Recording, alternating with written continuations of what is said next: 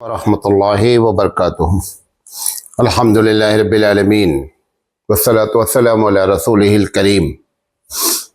अल्लाह ताला कुरान शरीफ में इरशाद फरमाता है कि लतुसअलुन्न यौमइज़िन अनिन नईम। अल्लाह ताला क़यामत में तुमसे अपनी नेमतों के बारे में सवाल करेगा। ये जो संविधान ने हमको वोट का हक दिया है, ये अल्लाह ताला की नेमतों से एक नेमत है। मैं अपने तमाम भारतवासियों से ये अपील करना चाहता हूँ कि 100%, 100% वोटिंग कैसे होती है और कैसे की जाए। भारत सरकार भी मुस्तकिल मुख्तलिफ अंदाज से एडवर्टाइज कर रही है, प्रचार कर रही है कि आप लोग अपने वोट का जो अधिकार दिया गया है उसको इस्तेमाल करें। लिहाजा आप सरकार की बातों पर भी कान धरें और 100% वोटिंग ज़रूर होनी चाहिए।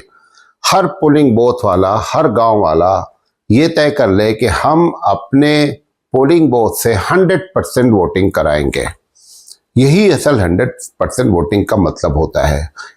कैसे कराई जाए उसकी चंद बातें आपको सामने बताना चाहते हैं। सबसे पहली चीज़ ये है कि आपके गांव में, आपके इलाके में जो लड़कियां बाहर से आई हुई जो बहुएं हैं, अगर उनका वोट आपके यहाँ अभी नहीं बना है तो उनको वहां पहुंचाने की फिक्र करें जहां उनका वोट है। नंबर एक, जो लड़कियां हमारी मतलब मैके में हैं उनको बुला करके अपने गांव में वोट डलाएं अगर उनका वोट उनके ससुराल में नहीं है। ये बड़ा काम करने का है। मैं मिसाल के तौर, मैं बहुत ही प्रैक्टिकली आदमी हूं। मैंने अपनी दो बेटियां हमारी जय दुबई में हैं, वो बेंगलोर में हैं। मैंने आज उनको दोनों को बुलाया कि नहीं, आपको 7 तारीख को वोटिंग करनी ही करनी है। हालांकि कम से कम 10-12 हज़ार रुपए का खर्च है, गाड़ी से आई हैं, जाएंगे। बहरहाल ये अमली शक्ल है। इसी तरीके से जो मजदूर तबका है, उस मजदूर तबका जो गांव से मतलब शहर से थोड़ी थोड़ी दूर गया हुआ है, अपने गांव से थोड़ी थोड़ी दूर गया है और बेचारा मजबूर है, नहीं आ पा रहा है, आप उनके लिए पूरा इंतजाम करें कि किसी तरीके से वो वोटिंग गांव में करें। और दूसरी चीज, अभी वक्त है, इसके लिए 24 घंटा भी काफी है। आप उनके घर पे जाएं और देखें कि किन लोगों, सिर्फ मोहल्ले वाले अपना अपना देख लें, बकिया सब ऐसा नहीं कि पूरे शहर में आप छान मारें। हर मोहल्ले के नौजवान कि भाई आपके यहाँ से फलां साहब का वोट है, वो आ रहे हैं कि नहीं आ रहे हैं, उनको खुद फोन करें। कभी ऐसा हुआ नहीं है, जब आप करेंगे तो वो तवज्जो देंगे और जरूर से जरूर आएंगे। और अगर ऐसा महसूस होता है कि नहीं साहब ये बेचारे मजबूर हैं, नहीं आ पा रहे हैं, तो आप उनको बोलें कि आप इसकी फिक्र नहीं करें, हमारी NGO है, हमारी सोसाइटी है, हम लोग इंतजाम करेंगे।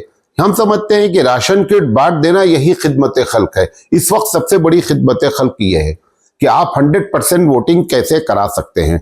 इसी तरीके से जहां से पोलिंग स्टेशन दूर है उनके लिए आप आज से बुक कर लें कि भाई 7 तारीख को सुबह 6 बजे से हमको पूरा ऑटो, 10 ऑटो, 5 ऑटो बुक, क्योंकि उस दिन वैसे भी सवारियां नहीं चलती, ऑटो खाली पड़े हुए हैं, आप उनको बुक कर लें। ई-रिक्शा बुक कर लें।